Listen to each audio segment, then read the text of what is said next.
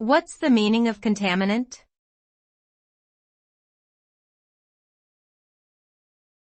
Contaminant.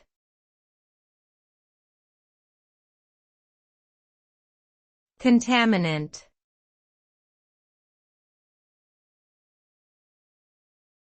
Contaminant.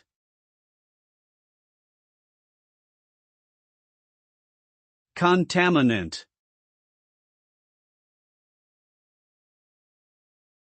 The term contaminant refers to any substance or agent that has been unwittingly introduced into a material or environment and can cause harm or damage to living organisms or the ecosystem.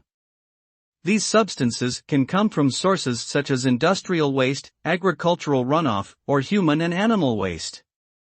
Contaminants can have a wide range of adverse effects, including toxicity to plants and animals, contamination of water supplies, and degradation of soil quality.